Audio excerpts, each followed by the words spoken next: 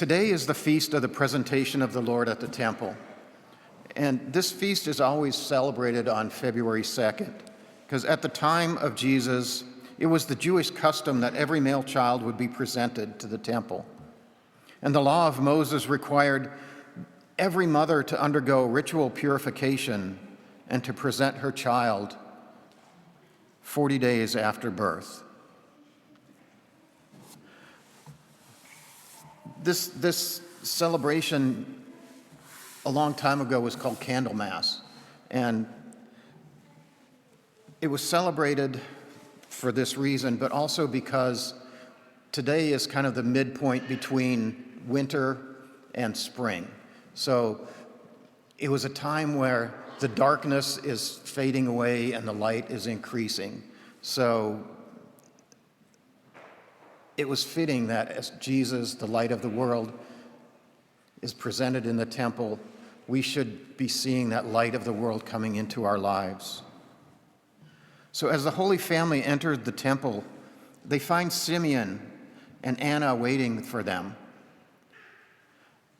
For Simeon, it had been a very long time as he waited for Jesus, because God had informed him that he would not die before he had seen the Messiah, the Christ of the Lord. So prompted by the Spirit, he went to the temple in anticipation of this great gift. Simeon was a righteous and devout man who listened to the voice of the Holy Spirit, often that small, quiet voice. And he went to the temple, but he could have ignored that voice. He could have said, "Yeah, I've been going every day to the temple and nothing's ever happened, and I'm tired. I'm just gonna take the day off and stay home today." He could have said, "Oh, my back is hurting. I don't feel like going." He could have said, "Yeah, I think I'd rather go to the chariot races today than to go to the temple." But he didn't do that. He listened to that voice of the Spirit, and filled with the Spirit, he went to the temple and had the amazing privilege of taking the baby Jesus in his arms.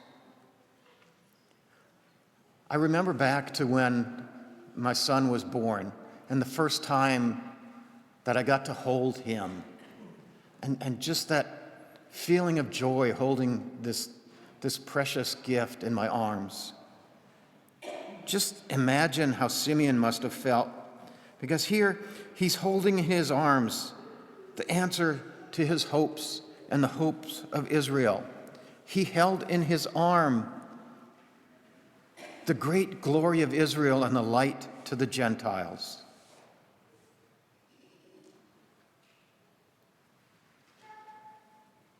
Many times in the Old Testament, you can see where references of God's glory came in the form of a cloud. You know, the cloud on Mount Sinai, in the tabernacle in the desert, in the temple in Jerusalem when it was consecrated. But now, Jesus, the glory of Israel, the revelation of God, he's now in the temple. And before, the Jewish people had glimpses of the glory of God in these clouds, in these glory clouds. But now everyone can see the glory and the revelation of God in this baby Jesus. Now the glory cloud that they're talking about, it's not some smoky, misty, cloudy thing. It was like light and joy and happiness and just this beautiful revelation. But now they don't have to depend on that cloud. They can see the glory of God in their midst. If Simeon had not been faithful to the Holy Spirit, he may have missed this wonderful experience. You know, how many times do we miss out on a revelation from God because we're not paying attention to that voice of the Spirit? How many times do we miss out on an encounter with Jesus because we're too busy to stop and to listen? We're distracted by the lights and the noise and the hustle and bustle of our society to spend time with God. Simeon tells us that Jesus is the light. And up until that point, the big light in the temple was the menorah, this big lampstand that lit up the temple. But now Jesus is the light. And not just the light in the temple, but he's the light that's been given to the Gentiles, which is important for you and I because we would have been considered Gentiles because we're not of the Jewish faith. And it's a light to enlighten the whole world. Simeon's long wait had come to an end with Jesus, the fulfillment of Judaism, the glory of Israel, the King of glory, the light of the world. And we would all be a little bit better off if we paid a little more attention to the people that Jesus pays attention to those whom he came to be the light in their darkness. A quick look in the Bible reveals that Jesus came for the poor, for the sick, for the widowed, for children, for the outcast, for the marginalized.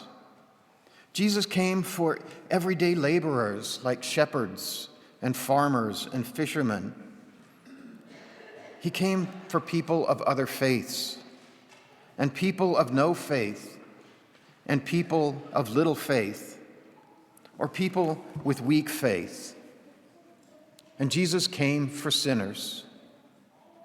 Jesus came for regular, everyday people like Simeon and Anna in the gospel reading today.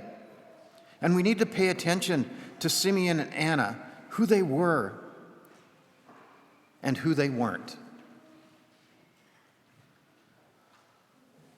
Simeon and Anna were temple people. Today we would call them church people. And you know what? All of us here today in this place are today's church people.